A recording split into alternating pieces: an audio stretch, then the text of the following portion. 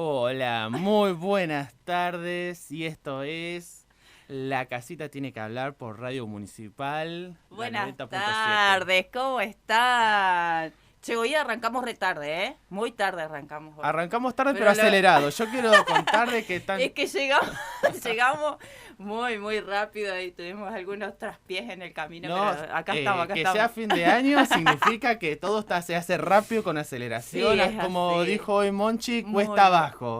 Bueno, para mí lo mío es más para arriba, como que me cuesta. Bueno, pero subir. sacas cola, ¿viste? Uno entrena. ¡Ay, qué bueno! Viene ahí. Bueno, ¿cómo andás, Agustín? Bien, la verdad Una semana que no nos vimos. Siempre hace una semana, antes nos sí. veíamos más seguido, la Sí, verdad es que verdad. ha sido una semana muy linda, llena de actividades y nada, disfrutando del día de lluvia de mañana y ahora, bueno, esta hermosa humedad que hay por la Sí. ciudad de Villaguay.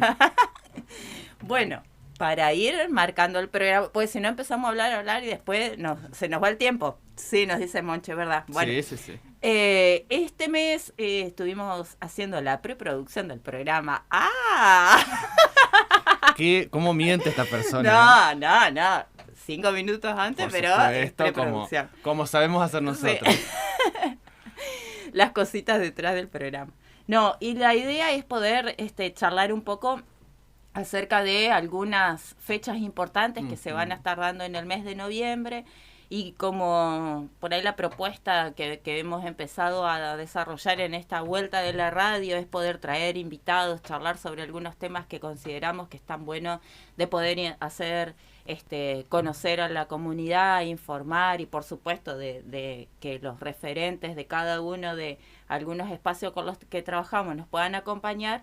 Este mes vamos a estar charlando acerca de lo que tiene que ver los derechos de los niños, bueno, en base a eso también cuestiones como un poco más puntuales que hacen, por ejemplo, al abuso sexual infantil, al interés superior, también a lo que hace a la violencia. Hay un día en particular que es el 25 de noviembre, justamente que se conmemora esa fecha y por ahí, bueno, para poder como arrancar el mes, trajimos a una persona con la que trabajamos muy seguido, a una invitada de lujo. Sí, que está por segunda vez el año pasado también la tuvimos y creo que también fueron unas fechas justo medio por acá, ¿no? En esta preproducción del programa nos trajo, por favor, aplausos. Y con nosotros está la doctora María Victoria Federic. Buenas tardes. Hola, ¿Cómo estás? Buenas tardes, Anabel. Buenas tardes, Agustín, Monchi. Bueno, buenas tardes a la audiencia. Muchas gracias por la invitación y justo en este mes que es tan especial. Muchas gracias.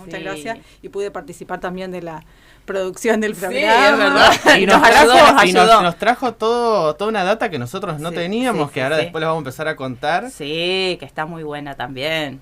Bueno, vamos a aclarar también, la invitamos a pero a Luciana Parravicini, que es la otra defensora, pero bueno, por cuestiones en este momento justamente está viajando para participar de las Jornadas Nacionales de la Defensa Pública a Jujuy, así que también nos va a traer novedades de todo el Sistema Nacional de la Defensa Pública. Por ahí, en esto que queríamos contarte, nos dio el pie para preguntarle qué es la Defensoría Pública, cuál es el trabajo. ¿Qué es la Defensoría Pública? Bueno, para ubicarnos, aún se sigue a veces publicando como Defensoría de Pobres y Menores, se llamó hasta el año... Yo la conocía de esa manera. Claro, sí. Era hasta el año 2015 que salió la Ley Orgánica de los Ministerios Públicos, tanto del Ministerio Público Fiscal como del Ministerio Público de la Defensa, que adquirió este nombre, digamos que supera todos los paradigmas, digamos, por ejemplo, de la pobreza y de la minoridad, y se toma la población en situación de vulnerabilidad,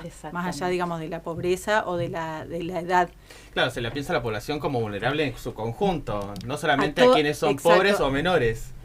Claro, porque hay muchísimos grupos también vulnerables y que también están enumerados por las 100 reglas de Brasilia, que digamos justamente son reglas para la atención de las personas en situaciones de vulnerabilidad, y hace hincapié en personas, digamos, como grupos, por ejemplo, que por edad pueden ser, digamos, los niños o las personas adultas mayores, los grupos de mujeres, todos grupos, bueno, pueblos originarios, las personas que tienen sufrimientos, padecimientos de salud mental. O discapacidades. O de discapacidad. Y justamente son aquellos grupos que han necesitado que más allá de las declaraciones de derechos humanos, de las convenciones de derechos humanos, que contemplan a toda persona, a todo ser humano, han requerido por esa especial vulnerabilidad convenciones específicas, como por ejemplo la Convención para las Personas con Discapacidad, por ejemplo la Convención Internacional de los Derechos del Niño, es decir, para reforzar esa protección de los derechos humanos. Y vos, y la actuación desde tu lugar, digamos, ¿cómo sería? ¿Se te convoca? ¿Las personas se acercan? ¿Cómo hacemos para llegar a la defensoría? ¿Cómo te tocamos la puerta? Toda persona que tenga dudas sobre estos temas puede acercarse al edificio de tribunales, en la planta alta está la defensoría, que como les decía ahora se llama Defensoría Pública. Somos 2 defensoras, Luciana Parravicini y yo. Y se presta, digamos, asesoramiento jurídico por estos temas, maltrato infantil, situaciones de salud, personas en situación de vulnerabilidad por discapacidad, bueno, abuso sexual infantil, que también lo estuvimos hablando la otra vez, dentro de marcos de protocolos. También actuamos es decir, las personas pueden acercarse y realizar consultas. Bien. Eso en lo extrajudicial, es decir, una consulta, por ejemplo, o por alguna responsabilidad por el parental. tema de responsabilidad parental, eso es la mayoría, digamos, de nuestra demanda, la demanda que tenemos es respecto del ejercicio de la responsabilidad parental, sobre todo los incumplimientos. Se acercan muchas mamás con reclamos de cuota alimentaria de progenitores que no la abonan. Entonces la Defensoría tiene la facultad de hacer audiencias conciliatorias citando a las partes para, a través, digamos, de el diálogo, que es lo que nosotros propiciamos, el diálogo, llegar a acuerdos que benefician a los niños. Claro, esto me parece central porque en realidad por más de que quien llegue y totalmente sea gratuito, por supuesto, porque claro. digamos, por eso sí, estas audiencias conciliatorias son para personas que carecen de recursos económicos para la asistencia de abogados o abogadas, que sí ya ahí tendrían otros medios, otros recursos para asistir a una mediación o a un juicio. Claro, yo pensaba en esto, es necesario, porque uno piensa siempre, tiene que pensar en el niño. Esto me parece muy importante, porque lo que mejor sea para ese niño, no es lo que mejor sea para alguno de sus progenitores, sino la idea es la centralidad. En esto vos decías las convenciones, tenemos la Convención de los Derechos del Niño, creo que es niños, adolescentes. Niños, niñas y adolescentes.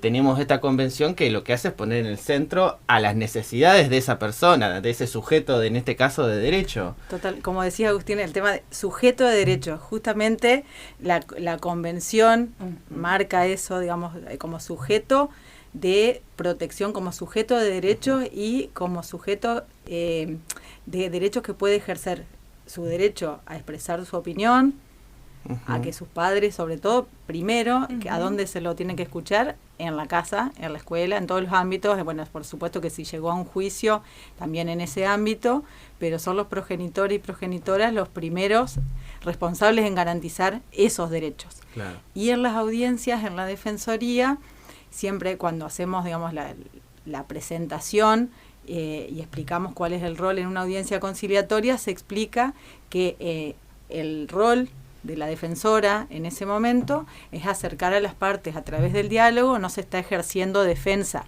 ni del hombre ni de la mujer, y que las sugerencias que se hacen tienen como objetivo primordial la defensa de los intereses de niños, niñas y adolescentes. Es decir, que podemos hacer sugerencias como para hacer un esfuerzo y subir la cuota, para distribuir las tareas de cuidado. De cuidado, totalmente. El tema de las tareas de cuidado lo reforzamos mucho en las audiencias porque todavía seguimos con, digamos... el cuidado está siempre feminizado, o sea, siempre las tareas de cuidado siempre son, vamos a decirlo, siempre se le dejan a la mujer, digamos, quien tiene que tener la tarea de cuidado, la tarea de escolarizar, todo lo que tiene que ver de salud, de educación, la crianza, todo lo que tiene que ver con el trabajo de criar, digamos. Totalmente, eso lo marcamos muchísimo porque creemos que eso es trabajar con perspectiva de género también, poder aportar ese granito de arena para que, digamos, las personas se vayan sabiendo que ese reclamo, digamos, está basado en una ley.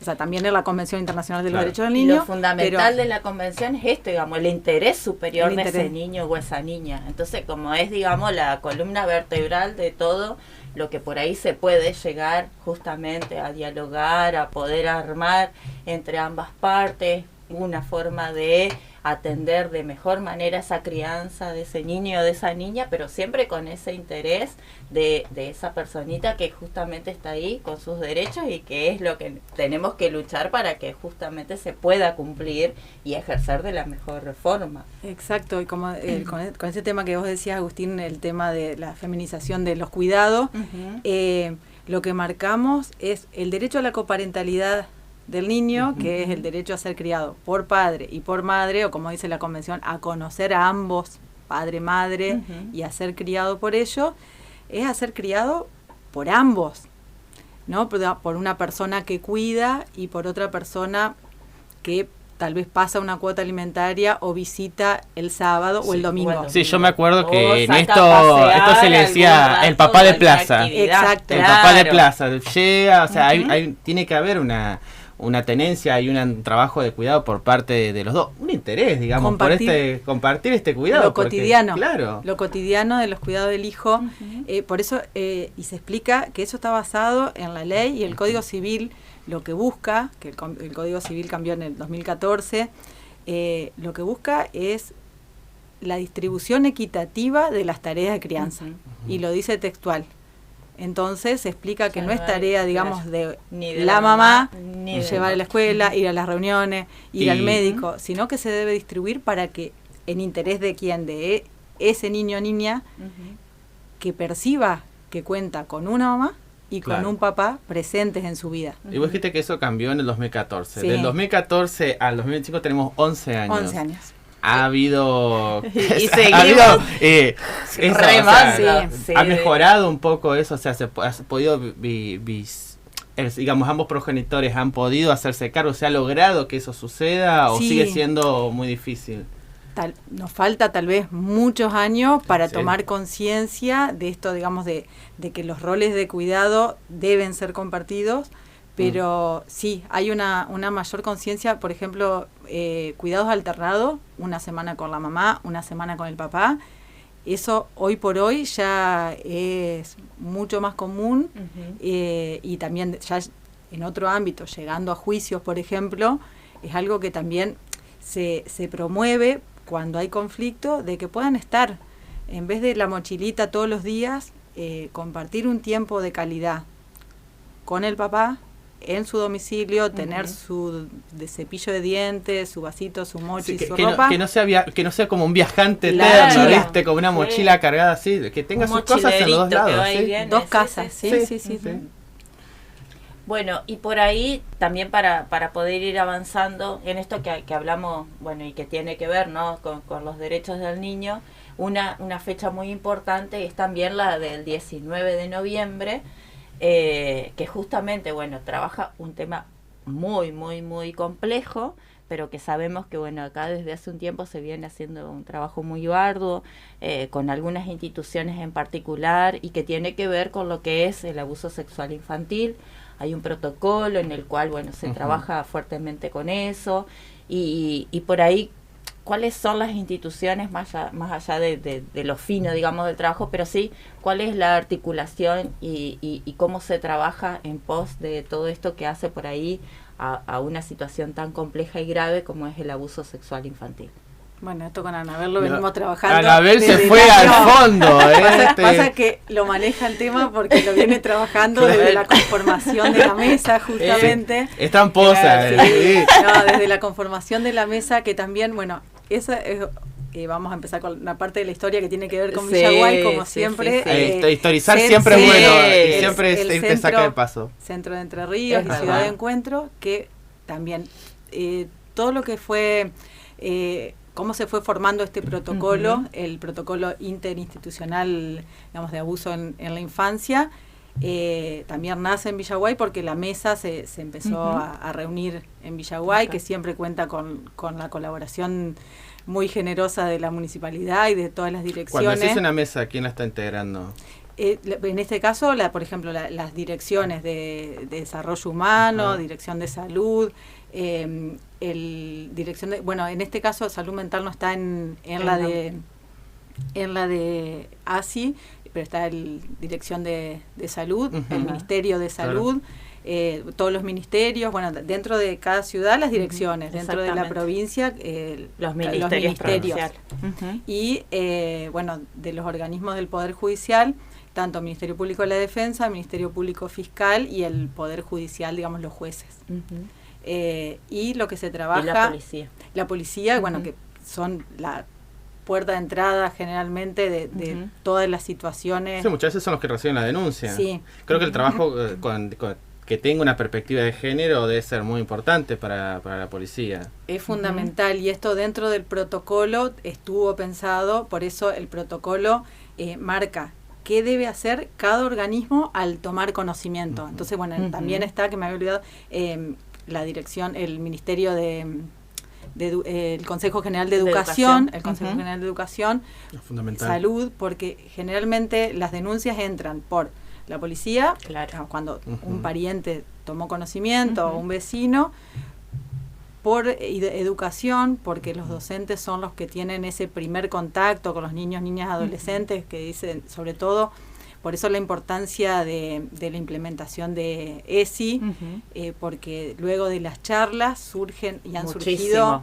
la mayoría de las denuncias que ha habido en los últimos años. No recuerdo los porcentajes, pero era un porcentaje muy alto que después de las clases de ESI han podido...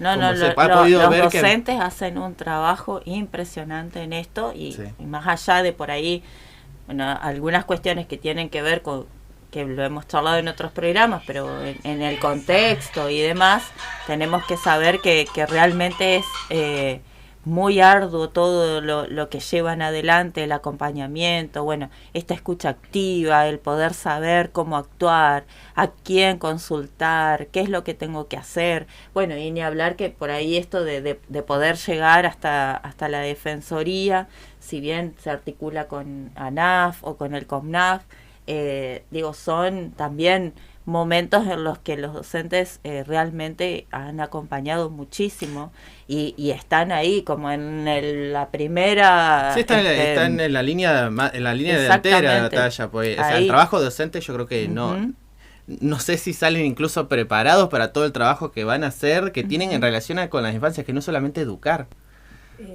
Justamente la primera contención frente a un relato le toca a la docente que lo escucha, porque el senio, a mí me pasó eso con un tío, por ejemplo, eso pasa después de las clases de ESI, surgen un montón de relatos, o la angustia de los chicos y poder contarlo a veces, llamar a la senio aparte y contarlo, ir a la dirección y contarlo frente a los compañeros, pero poder ahí detectar que lo que le pasó se llama abuso.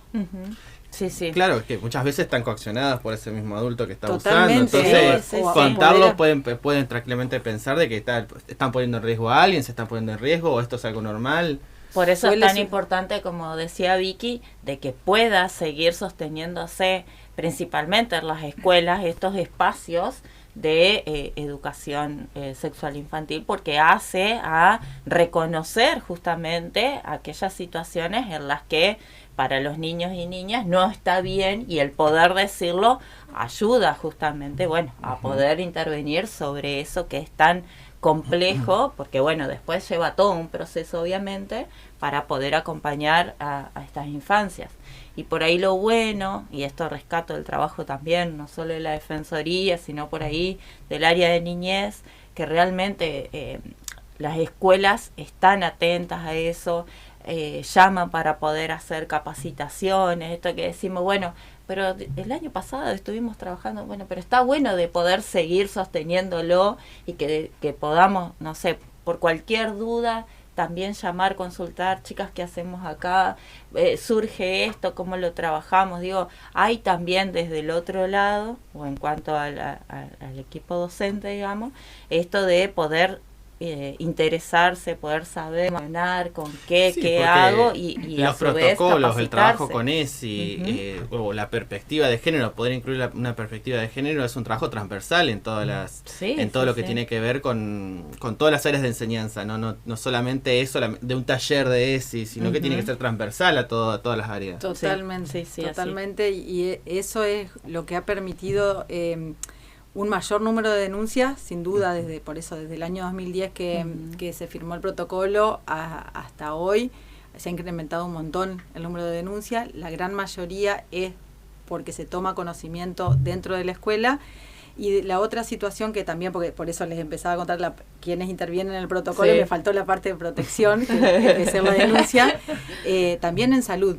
En salud, yo siempre cuento una anécdota con la doctora Bambi Crosa, que estaba en el centro Carlos Silva, y bueno, esa mirada de médica, Claro. y de tantos años de experiencia, que ella observaba, por ejemplo, a una niña chiquitita que se le caía el pelo, y a ella le llamó la atención, digamos, activó un protocolo en ese momento cuando no existía este protocolo.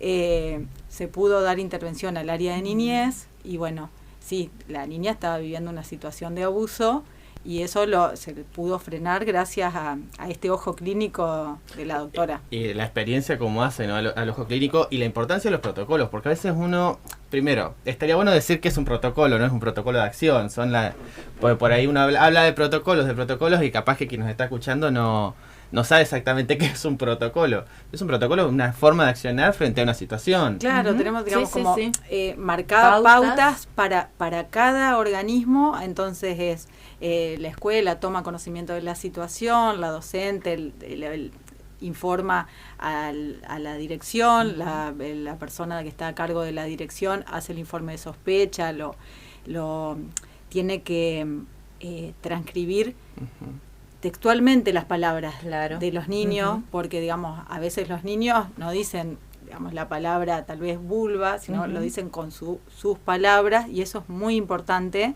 porque eso es su relato, y va a ser importante al momento, hay que guardar ese relato y darle... El relato inicial, decís. El relato inicial, que luego, digamos, eso es informado, y una vez que, si por ejemplo la situación de abuso fuera padecida por el niño en el ámbito intrafamiliar, se avisa inmediatamente a la defensora pública es la que hace la denuncia.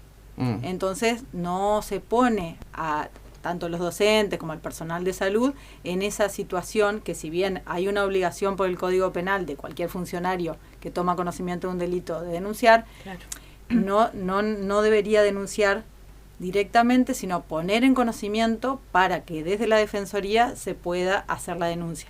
Y en el caso, si es extrafamiliar, por ejemplo, un vecino, también se informa inmediatamente a los progenitores para que sean ellos quienes en ejercicio de la responsabilidad parental puedan denunciar, pero también se informa a su vez a la Defensoría para que también pueda asesorar a los progenitores en el modo de hacer la denuncia.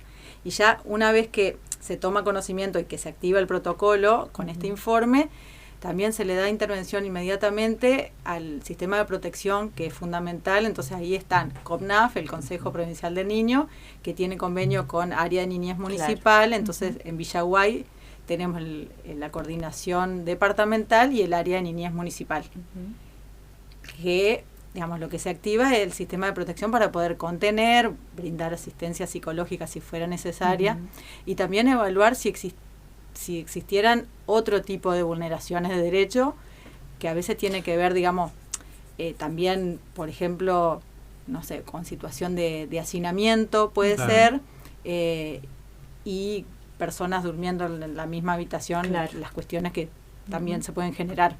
Sí, yo entiendo que frente a una situación de vulneración de los derechos como un abuso, no debe ser el único derecho que se está vulnerando de ese infante, de ese niño o niña. O sea, tiene que haber toda una cantidad de derechos vulnerados, no solamente hacinamiento, que por ahí a veces está en relación a digamos, la disponibilidad económica de esa familia, pero sino que también hay una vulneración de los derechos a partir del contacto que hay, de cómo se saca. La idea es, por ejemplo, sacar a ese niño de ese lugar, sacar a esa persona ¿Cómo se inicia esto? Y bueno, ahí una vez hecha la denuncia, toma intervención la unidad fiscal y se adoptan las medidas que tienen que ver con resguardar, digamos, a la persona víctima y a su grupo familiar en su caso, digamos, si fuera extrafamiliar.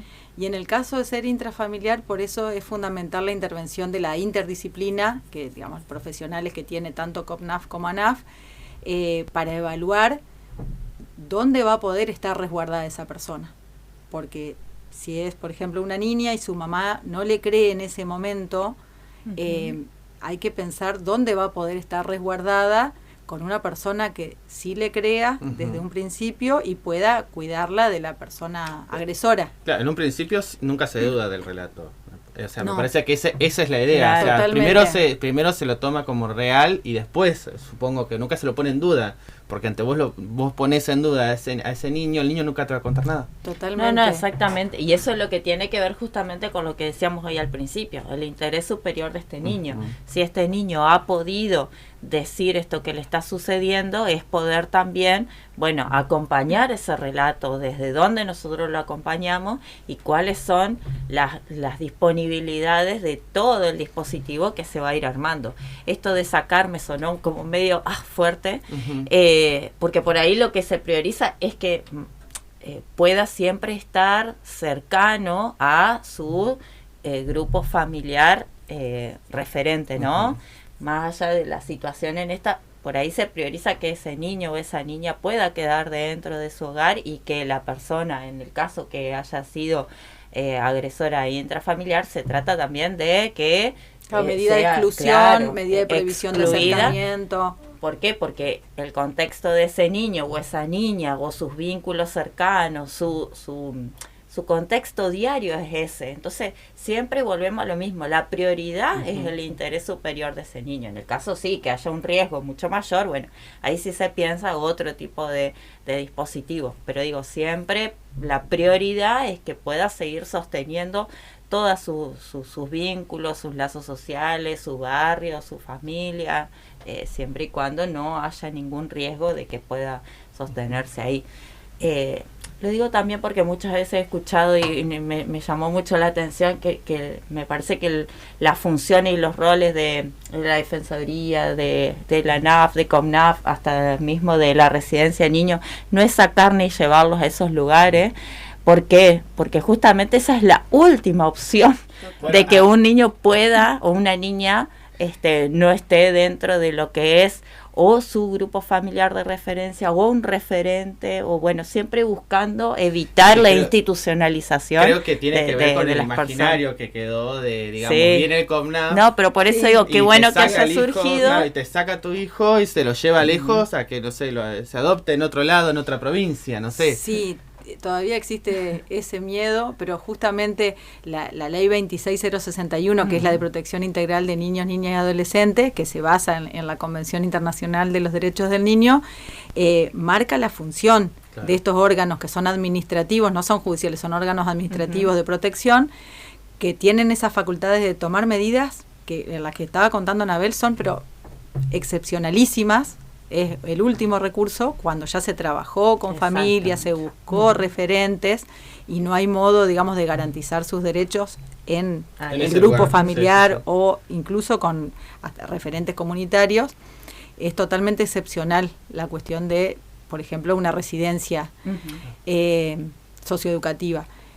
Pero lo quiero decir sobre el COPNAF, estas medidas en el caso de adoptarse tienen que ser con una revisión judicial. Es decir, no es fácil, sí. Claro. Sí, la otra cuestión es que la función es restituir los derechos, digamos, que trabajar y acompañar a esa familia para fortalecerla y que se puedan garantizar los derechos de ese niño o niña, pero en ese ámbito familiar, es decir, a la familia. No es el rol, ni son enemigos de la familia. Al contrario. Todo lo contrario. Esto, pues, recuerdo muchas veces mis distintos trabajos que yo he hecho en barrios, qué sé yo. En el barrio, decir COPNAF era casi un sinónimo. Tenían miedo de cuando se iba a intervenir el COPNAF porque había este imaginario de que primero venía a separar todo. O sea, venía el CONAF con desde un lugar de destrucción de ese vínculo, de esa familia, y te venían a sacar los hijos. Era como más o menos el imaginario que se maneja, y que se debe seguir manejando hoy. No creo que haya cambiado tanto. Pasa que con la ley anterior, que era la de patronato de Exacto. menores, que ya ni nos acordamos ni cómo se llamaba, porque fue muy lejos, pero con Anabel ya trabajábamos cuando todavía existía. Porque Estuvimos vi que estuvo en el área de niñez, Yo por estuve eso en el área de tenemos niñez. como mucho de... El área de niñez municipal se creó en el año 2005, si no me equivoco, noviembre de 2005, por convenio con el Consejo, y había salido la ley de protección integral hacía no sé si un mes o 2 meses. Uh-huh. Entonces, inmediatamente la Municipalidad de Villaguay creó el área de niñez, y bueno, desde aquel momento ya existe, tiene 21 años el área de niñez. Yo todavía no estaba en Villaguay, pero sí recuerdo de que Bien, fue una de las primeras. ¿Cómo se quita la edad, No, yo no estaba se había acá, yo recibido. estaba estudiando. No, porque digo, hace mucho tiempo y fue una de, realmente, digo, siempre decimos que Villaguay tiene como estas cuestiones de el primer tanto. Sí, el primer, como la realmente Delfina. Sí, son precursores en esta cuestiones de muy garantizar que, derechos. sí. Inmediatamente se firmó ese convenio y se creó el área de niñez municipal. Y bueno, Celeste Yeregui, La que Cele, está bueno, hoy sí. de coordinadora, estaba también, trabajó en ese momento con otro rol en el área de niñez. Así que una persona con mucha experiencia. Bueno, está dentro de los invitados de este mes, así que ya estamos espoleando. Ay. Ya estamos espoleando. Bueno, yo no aguanto, no puedo. Un poco de misterio te pido. No, y hablando un poco, viste que vamos así como tratando de unir los temas, porque ya estoy mirando la hora. También sabemos que estamos hablando de la familia, de todo esto que sucede dentro de lo que es el ámbito familiar. Hablamos de los niños, las niñas, esto que trabajan ustedes con por ahí los adultos responsables. Uh-huh. Y ya como llegando medio a fin de mes, tenemos el Día Internacional de la Lucha contra la No Violencia. Y ahí sí creo que también acá Villaguay viene haciendo un trabajo fuertísimo en todo lo que tiene que ver justamente con la violencia de género, violencia familiar, ni hablar que con la Delfina ha sido también como un quiebre entre lo que se viene desarrollando en cuanto a protección y acompañamiento, y en este caso también el rol de la Defensoría es fundamental para poder sostener todo esto que se ha venido desde tantos años fortaleciendo la ciudad. ¿Cómo se trabaja? ¿Cuál es el rol en este caso de la Defensoría cuando hablamos de las situaciones de violencia? Bueno, con las situaciones de violencia también formamos, digamos, parte de la red, de la mesa. De la mesa. Esas sobran, pero bueno, está bien, pero es eso, necesario, claro. es súper necesario. Es una característica de Villaguay, Sí, y ha sido sí. remarcada por un estudio de la Universidad de Entre Ríos, que junto con el Poder Judicial y los municipios, que también estuvo el municipio de Villaguay, fue sede de esa jornada, se trabajó con el tema de cómo trabajan los municipios, la justicia, en red.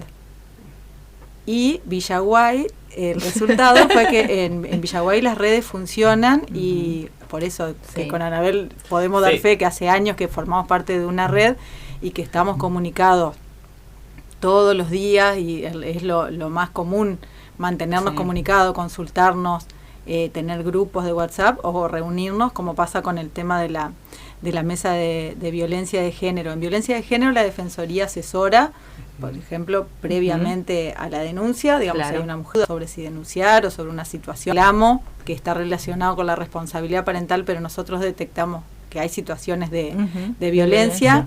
Se asesora para realizar la denuncia. Y bueno, después también tenemos intervención, una vez que hay una denuncia y un proceso, el Ministerio Público de la Defensa tiene intervención en resguardo de los derechos de niños.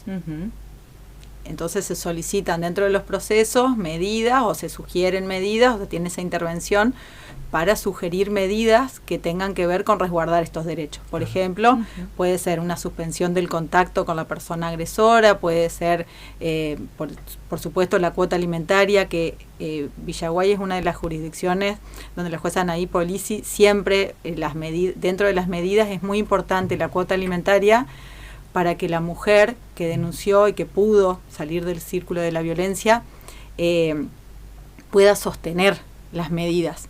O sea, las medidas estás hablando como, por ejemplo, la cuota alimentaria, el régimen de visita. No, por ejemplo, las medidas de exclusión del hogar. Claro, sobre la violencia. Claro.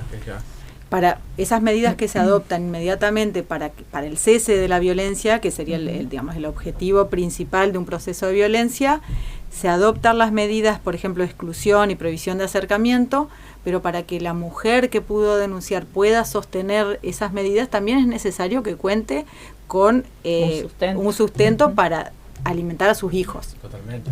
Porque también esto de que siempre decimos, bueno, la mirada integral, volvemos como un poco a los otros programas.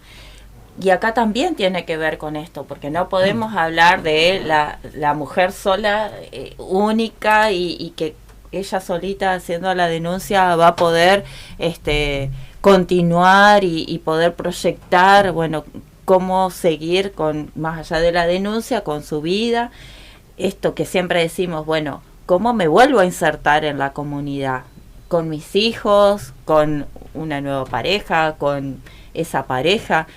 Yo cómo hago para poder sostenerme económicamente, si no tengo por ahí las herramientas económicas, bueno, ¿qué es lo que me permite brindar? ¿Cuáles son los dispositivos de acompañamiento? Y en esto justamente uno de los espacios donde más reforzamos el trabajo tiene que ver con el de la Delfina, para poder sostener, acompañar y dar todas las protecciones necesarias en cuanto a las medidas que por ahí ya se estuvieron articulando desde el juzgado, desde la defensoría.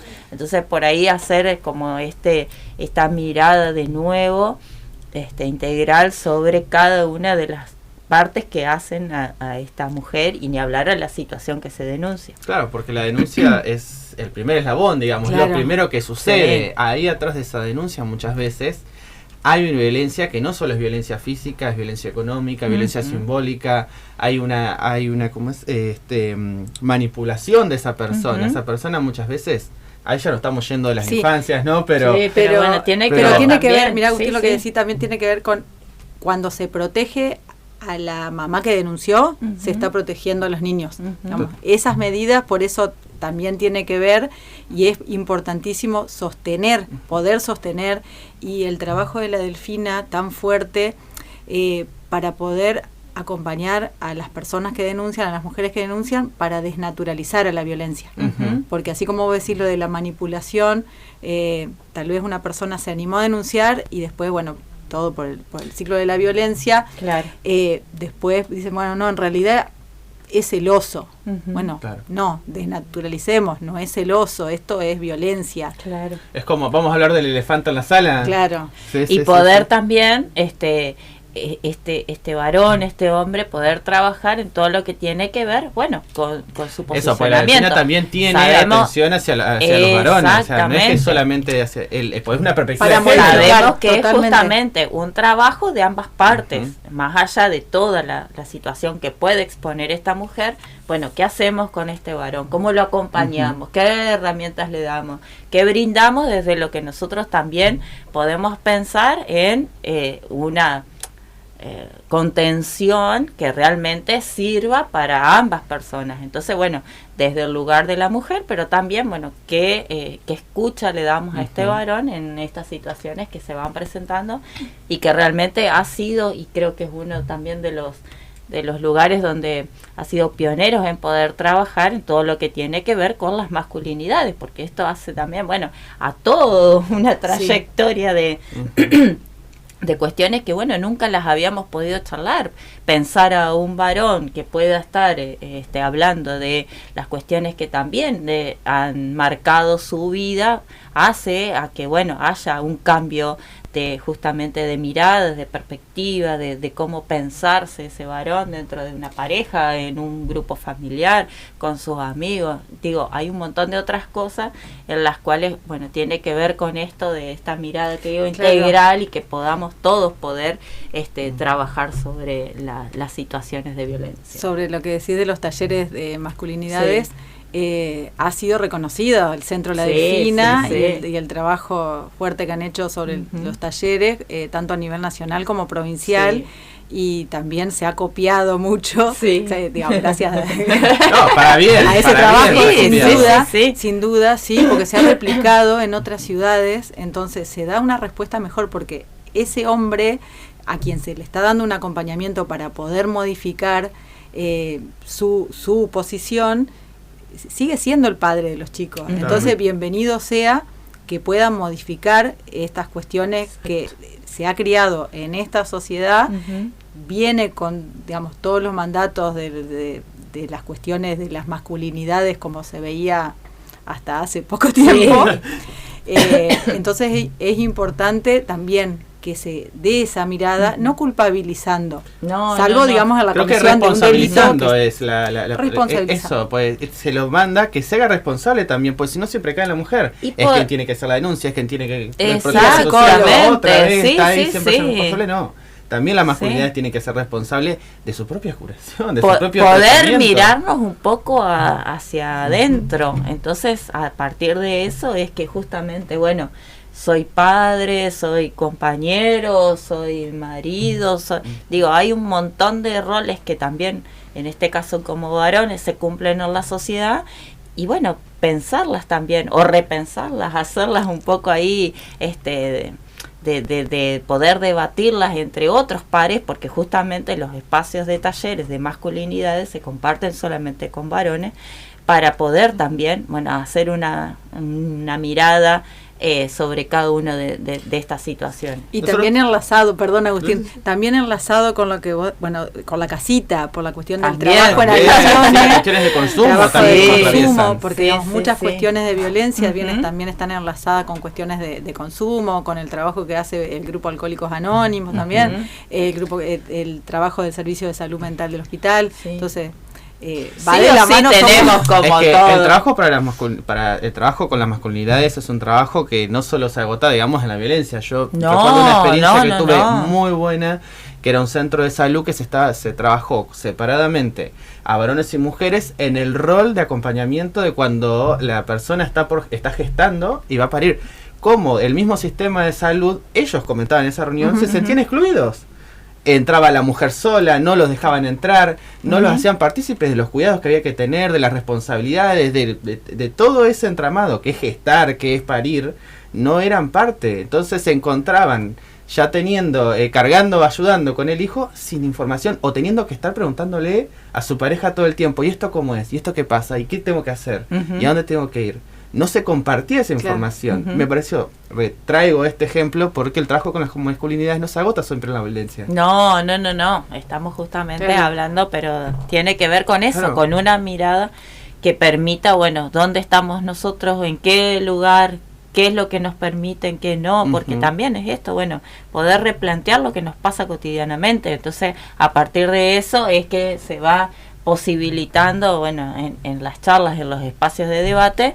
Ay, ya se nos va el tiempo. Bueno, poder... Antes, poder compartirlo. Quiero que en esto que estábamos charlando en la organización previa al programa, que nos trajo acá el tema de las referencias, si nos podés comentar el tema de la adopción, ¿cómo se está en este momento? Bueno, como les contaba la otra vez con el tema del registro único de adoptantes, de aspirantes a guarda con fines de adopción, en este momento hay más de 70 niños y adolescentes que están en espera de una posibilidad de familia por adopción, pero lamentablemente los perfiles de las personas, digamos, el perfil adoptivo de las personas que se inscriben, digamos, tienden a niños de 0 a 2 años, de 0 a 3 años, y no hay situaciones de declaración de adoptabilidad de niños tan chicos. Claro.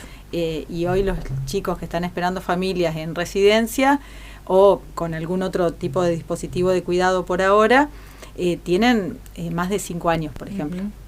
Y hay bastantes adolescentes que ya han decidido tener otro tipo de proyectos, porque teniendo 16 años han decidido, bueno, no quiero seguir esperando una familia.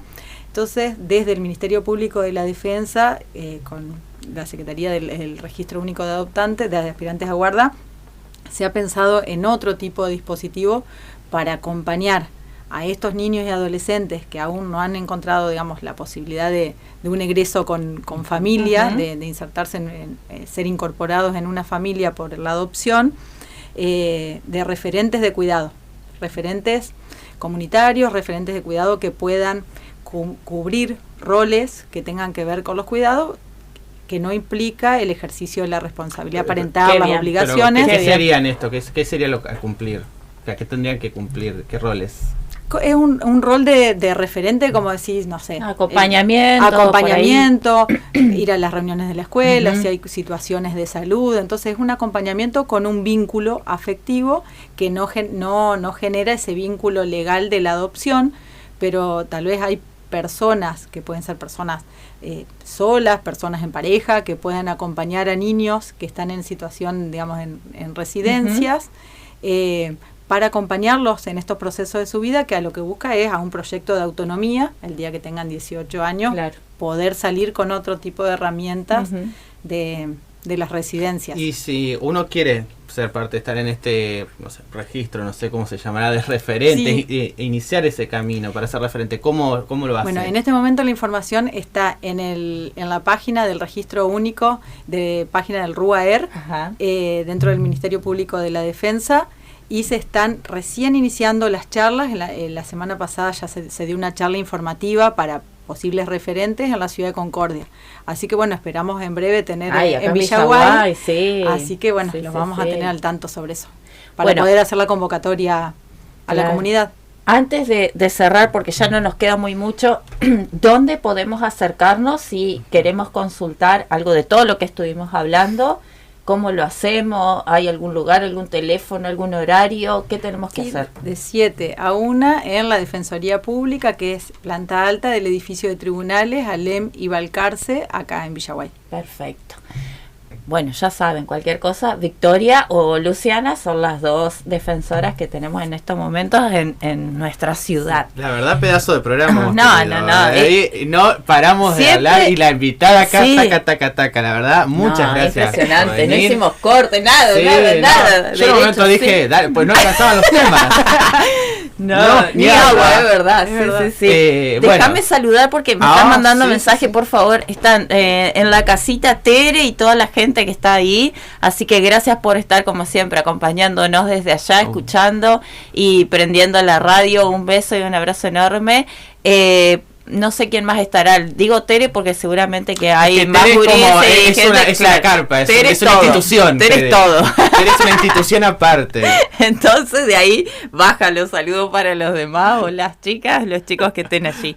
Se nos va el tiempo, tenemos que despedirnos hasta el próximo martes. Esto que es La Casita Tiene que Hablar, a partir de las 17 horas por la 90.7 Radio Municipal Villaguay. Muchas gracias. Gracias, Vicky. Gracias. Gracias, Monchi, siempre haciendo el aguante. Nos vemos. Chao.